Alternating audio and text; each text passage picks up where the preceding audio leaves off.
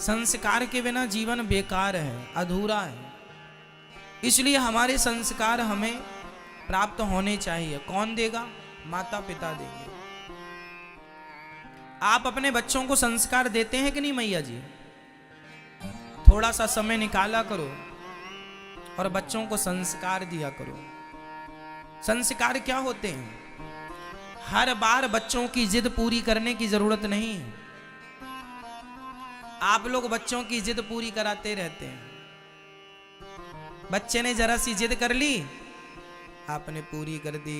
अरे लाला रो मत, रो मत लाला, रो मत। काहे ना रो, दो चार थप्पड़ दो, थोड़ा रोने दो, गला खुलेगा।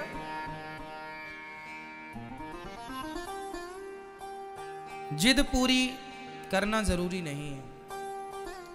अब जैसे छोटे छोटे बच्चे माँ बाप से मोबाइल की डिमांड करते हैं और मम्मी ने तुरंत खोल कर दे दिया। आज आपने ये जिद पूरी की, कल कुछ और जिद पूरी करोगे। फिर बच्चों को लगेगा कि हमारी मम्मी तो हमारी सारी जिदें पूरी करती है, तो फिर वो जिद कर करके वो जरूरतें पूरी कराएगा। और कभी मना किया तो फिर बच्चा तुम पर हावी हो जाएगा, आंख दिखाएगा। कितने बच्चे ऐसे हैं जो अपनी माँ को मारते भी हैं, लिपट पड़ते हैं। जिद पूरी ना करो तो गुस्सा करते हैं और लिपट जाते हैं अपनी माँ से। हाथ उठाते हैं बच्चे अपनी माँ पर। क्यों? आपकी भी गलती है। बच्चों को सबसे पहले कौन सा पाठ सिखाना चाहिए? शिष्टाचार, बड़ों की रिस्पेक्ट, बड़ों का सम्मान, ये सिखाओ। आज हम देखते हैं लोग बड़ों का सम्मान नहीं करते। बड़ों का सम्मान करना छोड़ दोगे तो हमारी संस्कृति नष्ट हो जाएगी। इसलिए मेरी मां, पहली जिम्मेदारी हम सबकी है कि हम अपने बच्चों को बड़ों का सम्मान करना सिखाएं। कोई भी घर में बड़ा आए, अतिथि आए, उनके चरण छुओ बेटा, जाओ दंडवत करो, प्रणाम करो, प्रणाम करो हाथ जोड़कर। छोटे छोटे बच्चों से बताओ कि ये तुमसे बड़े हैं, पांव छुओ इनके, चरण दबाओ इनके, सेवा करो। सेवा का भाव बचपन से लाकर खड़ा कर दो। अपने बच्चों को लेकर के फुटपाथ पे जाया करो, गरीबों के बीच में, उन दुखिया लोगों के बीच में जाया करो जो आज घास की कुटिया बना करके अपना जीवन यापन कर रहे हैं, झोपड़ियों में रह रहे हैं। उनके पास जाकर उन बच्चों को, आप अपने बच्चों को बताओ, देखो बेटा ये भी छोटे छोटे बच्चे हैं। उनके बच्चों को दिखाओ कि देखो ये भी बच्चे हैं और तुम भी बच्चे हो। ये 50 पैसे की टॉफी भी कभी कभी खाते हैं और तुम 10-10 रुपए की टॉफियां भी आज ही खा के बर्बाद कर देते हो। 50-50 रुपए की टॉफियों की कोई वैल्यू नहीं। पैसा है आपके पास, अच्छी बात है, भगवान करे और दें, लेकिन पैसे का अर्थ ये तो नहीं कि आप पैसे का दुरुपयोग करने लग जाएं। कहावत है, तेली के तेल होता है तो पहाड़ पे नहीं पोतता। कहावत है ये। जीवन में संस्कार देने से आएंगे और ना देने से कुछ नहीं। करने से सब होता है और ना करने से कुछ नहीं होता। संस्कार ही सबसे बड़ा धन है आपका। कोई ये नहीं पूछेगा कि तुम्हारे बैंक में कितना पैसा है, जमाना यही पूछेगा तुम्हारा बेटा क्या करता है, तुम्हारे बेटे का आचरण कैसा है, व्यवहार कैसा है। जब आप किसी के बेटे को देखते हैं ना और वो बेटा बिल्कुल संस्कारहीन है, समझ के लग जाता, रे राम पैसे ही कमाया है, संस्कार वंस्कार तो दिया नहीं। पैसे कमाना बुरा नहीं है, पर पैसे की दौड़ में कहीं इतना आगे ना निकल जाना कि जो संस्कार देने थे वही रह जाएं। ठीक है। आज हम बच्चों को देखते हैं, बड़े बड़े बच्चे, पढ़े लिखे, समझदार, ये अपने से बड़ों का सम्मान नहीं करते। एक जमाना वो था कि बाप आता था तो बेटा खड़ा हो जाता था, पिताजी आइए बैठिए। आजकल तो बेटा बैठा रहता, बाप आए तो बैठे, कोई रिस्पॉन्स ही नहीं है। एक जमाना वो था कि पहले बेटा नहा धोकर पहले अपनी माता के अपने पिता के पांव छूता था, भगवान को नमस्कार करता था, सूर्य भगवान को जल चढ़ाता था, फिर आगे के कोई काम होते थे। आजकल तो पापा पिताजी काम पे निकल जाते हैं तब बेटा जागता है। कौन देगा संस्कार? पाकिस्तान से लोग आएंगे संस्कार देने आपके बच्चों को? बोलो क्यों? मुसलमान का बच्चा टोपी लगा के नमाज पढ़ने जाता है, तुम्हारा बच्चा सवेरे किसी मंदिर में जाता है, गीता पढ़ता है? नहीं पढ़ता। कल को तुम्हारा बेटा ही अपने धर्म का ज्ञान ना रखने के कारण कल तुम्हारा बेटा ही कहीं हिंदू से कहीं मुसलमान ना बन जाए और कहीं वो क्रिश्चियन ना हो जाए, कहीं धर्म परिवर्तन ना कर ले। भाई स्वयं के धर्म का नॉलेज ना होने से, स्वयं के धर्म का ज्ञान ना होने से वो जो सुनेगा वो कर लेगा।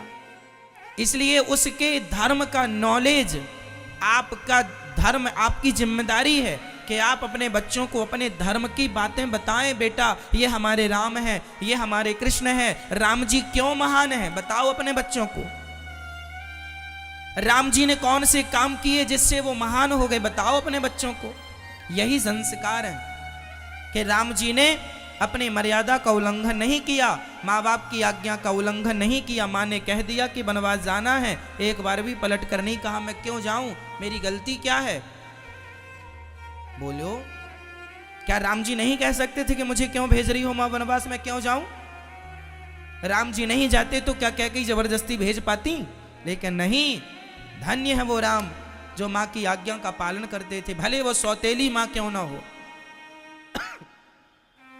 ये संस्कार कहां से आएंगे? रामचरितमानस से।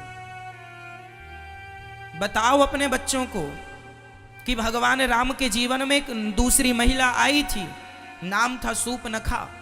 उस महिला को देखकर राम जी ने, उसने कहा था कि तुम मेरे से विवाह कर लो, पर राम जी अपने धर्म से डिगे नहीं। ऐसा नहीं कि अपनी पत्नी को छोड़कर किसी नारी को देख लें, ये मर्यादा राम जी की है। ये चीजें अपने बच्चों को सिखाओ कि बेटा कितना भी धन कमा लेना, कितना भी वैभव पा लेना, पर अपने धर्म से ना हटना। धर्म से हट जाने पर हम धन का क्या करेंगे बताओ? बताइए हमारे जीवन में धन बड़ा है कि धर्म बड़ा है? जोर से क्या बड़ा है मेरी मां, धन या धर्म? यदि आपके सामने दोनों रखे जाएं, एक तरफ एक स्त्री के सामने दूसरा पुरुष खड़ा किया जाए और एक तरफ एक पुरुष के सामने दूसरी महिला खड़ी की जाए और दूसरी तरफ आपके सामने धर्म रखा जाए, क्या पसंद करेंगे? धर्म को बचाना या ये भोगों का धन? आपके सामने पैसे के ढेर लगा दिए जाएं सोना चांदी के और दूसरी तरफ आपका धर्म हो, क्या पसंद करेंगे? धन को या धर्म को? अरे धन तो वैश्या भी कमा लेती है अपना धर्म बेचकर,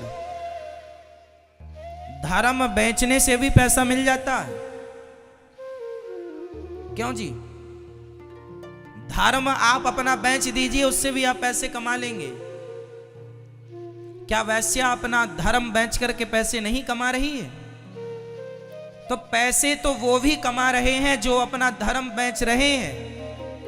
तो पैसे के लिए मेरे भाइयों, मेरे भारतवासियों, पैसे के लिए, धन के लिए अपना धर्म ना गवा देना। धर्म तो इस धरती में इतना किसी के पास पैसा नहीं है कि उस पैसों से आपके धर्म को खरीदा जा सके।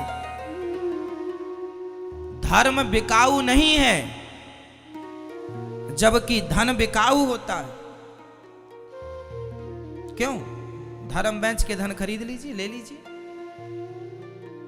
आजकल तो धन से भी धन मिलता है, हाँ या ना? पैसों से पैसा मिल जाता है। वही बाजार में आप देखते हैं ना, 10 रुपए देंगे तो 10 रुपए में वो 8 रुपए के आपको सिक्के पकड़ा देंगे, चिल्लर फुटकर। तो पैसों से पैसे भी खरीदे जा रहे हैं। इसलिए धन आज है कल नहीं रहेगा, पर धर्म तो यहां भी आपके संग है। यहां से मरने के बाद आपका धन आपका साथ नहीं देगा, धन तो धरती तक साथ देता है, लेकिन धर्म तो यहां से लेकर परमात्मा तक आपका साथ धर्म ही देगा। धर्मानुगो गच्छति जीव एकः। इसलिए अब मर्जी आपकी कि धन बचाना है या धर्म बचाना है। इसलिए मेरे भाइयों, धर्म बचाइए। धर्मो रक्षति रक्षिता। जो धर्म की रक्षा करता है, धर्म उसकी रक्षा करता है। जाने न देना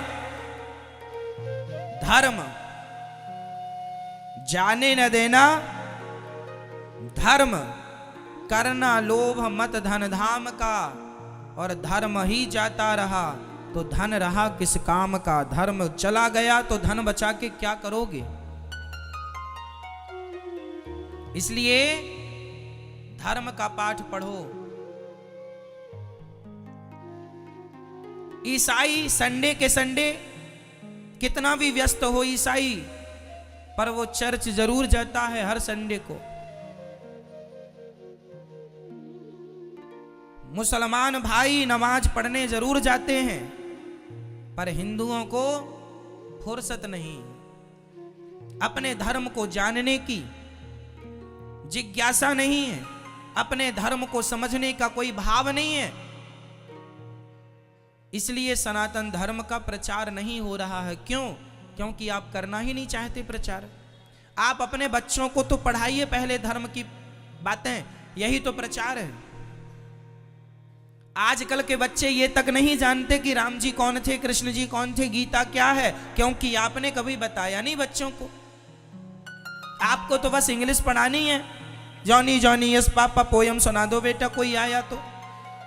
कोई भी बच्चा आया, बच्चे चालू हो जाते, जॉनी जॉनी यस पापा, पापा पापा पापा, फलाना फलाना फलाना, A for apple, B for ball, ये सुना। अरे भाई, बच्चों को गीता के श्लोक याद कराओ। कोई मेहमान आए तो आपके बच्चे गीता के श्लोक सुनाएं। सर्वधर्मान परित्यज्य मामेकम शरणम व्रज, मंगल भवन अमंगल हारी, रामचरितमानस की चौपाई। ये तुम्हारी संस्कृति तुम नहीं पढ़ाओगे तो अमेरिका, वहां से फिर पाकिस्तान से बुलाओगे उनको, वो पढ़ाएंगे तुम्हारे बच्चों को, वो संस्कार देंगे तुम्हारे बच्चों को।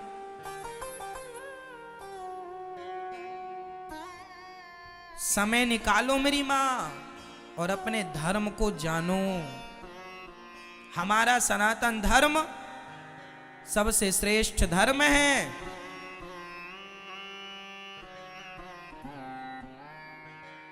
अभी सारी दुनिया लौट रही है सनातन की तरफ। जान लो अपने धर्म के बारे में, इतना श्रेष्ठ है कि आज लाखों क्रिश्चियन लोग हिंदू धर्म अपना रहे हैं। यहां वृंदावन में ही देख लो ना, गोरे गोरे लोग। आप में से कितने लोगों ने वृंदावन में अंग्रेजों को देखा है माला जपते हुए, परिक्रमा लगाते हुए, तुलसी की माला पहने? ये कौन लोग? ये क्रिश्चियन लोग हैं। ये इंग्लैंड, अमेरिका, ना जाने किस किस देश से यहां आते हैं और भगवान का चिंतन कर रहे हैं। ये वहां के लोग, और ये भारत के लोग ये समझ नहीं रहे हैं। वो विदेशी महिलाएं इतनी बढ़िया साड़ी पहनने लगी हैं, और ये हमारे भारत की माताएं अभी फटे कपड़े पहने घूम रही हैं। वो तुम्हारी संस्कृति फॉलो कर रहे हैं, वो तुम्हारी नकल कर रहे हैं, और तुम उनकी नकल करने में लगे हो जो कि ऑलरेडी तुम्हारी नकल करना चाह रहे हैं। हाँ या ना? आप अपनी आंखों से यहां अंग्रेजों को देख लेना, माला जपते हैं, तुलसी की माला धारण करते हैं। अभी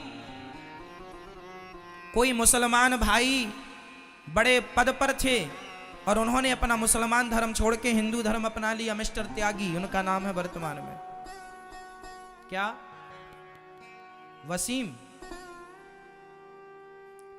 वसीम रिजवी। वो मुसलमान थे, हिंदू धर्म अपना लिया उन्होंने। वो अभी हैं, टीवी पर डिबेट इत्यादि आप सुन सकते हैं उनकी। वो मुसलमान थे, हाँ या ना? हिंदू धर्म अपना लिए कि नहीं? अरे सारी दुनिया, जबकि वो बहुत बड़े पद पर थे, अपने मुसलमान पद पर थे, उन्हें हिंदू धर्म अपना लिया। सारी दुनिया घर वापसी कर रही है, तुम अपने धर्म को जान लो मेरी माँ। सब वापस लौट रहे। आप नहीं सिखाएंगे अपने धर्म का, ज्ञान नहीं देंगे, पाठ नहीं पढ़ाएंगे तो कौन पढ़ाएगा? इसलिए बच्चों को गीता पढ़ाया करो। गीता इस धरती में, इस दुनिया में सबसे ज्यादा पढ़ी जाने वाली पुस्तक, पढ़ा जाने वाला ग्रंथ भगवत गीता है। इस धरती में ऐसी कोई भाषा नहीं है जिस भाषा में गीता को ट्रांसफर ना किया गया हो, ट्रांसलेट ना किया गया हो। कोई भाषा ऐसी नहीं है जिस भाषा में गीता ना हो। इस धरती में सबसे ज्यादा पढ़ी जाने वाली पुस्तक है भगवत गीता। इंग्लैंड के लोग पढ़ रहे हैं, अमेरिका के लोग पढ़ रहे हैं, बस एक भारत के लोग हैं जो जॉनी जॉनी यस पापा याद कर रहे हैं। पता नहीं आपको कब अक्ल आएगी, कब अपनी संस्कृति को जानोगे, कब अपनी संस्कृति का सम्मान करोगे, कब आपके पॉकेट पर गीता होगी, कब आपकी जिह्वा पर गीता के श्लोक होंगे। कितना सुंदर मेरा भारत है। मेरे भारत जैसा कोई देश नहीं है। धन्य है मेरे भारत की संस्कृति को मैं नमस्कार करता हूं। आज सारी दुनिया भारत की संस्कृति को सराहती है कि धन्य है वो भारत जहां की महिलाएं आज भी अपने शरीर को ढक करके रखती हैं, पर पुरुष के सामने सिर ढक लेती हैं। ऐसी महिलाएं केवल भारत में होती हैं। अपने पति के जाने के बाद वो अपने पति की विधवा रह के जिंदगी जी लेती है, पर पुरुष को नहीं देखती। ऐसी क्वालिटी की महिलाएं सिर्फ भारत में ही पाई जाती हैं। सारी दुनिया छान लो, ऐसी नारियां कहीं मिल जाएं किसी देश में तो बता देना, मैं आपकी वंदना कर लूंगा। मेरे भारत की महिला ऐसी पवित्र है, वो गंगा की तरह के पति के मरने के बाद उसी की विधवा रह के जिंदगी गुजार देती है, पर स्वप्न में भी पर पुरुष का चिंतन नहीं करती। ये कल्चर केवल हमारा है। अमेरिका जापान में तो कपड़ों की तरह पुरुष बदले जाते हैं। हमारी संस्कृति इतनी श्रेष्ठ है। इसलिए मेरे देश की संस्कृति, भारतीय संस्कृति अपने बच्चों को पढ़ाया करो। मेरी माँ बताया करो, महान पुरुषों के चरित्र क्या हैं बताया करो। बताओ बच्चों को कि महाराणा प्रताप कौन है, वीर शिवाजी कौन है, चंद्रगुप्त मौर्य कौन है, चाणक्य कौन है। बताओ बच्चों को कि ध्रुव जी कौन है और प्रहलाद जी कौन है, मीराबाई कौन है। कितना महान देश है हमारा।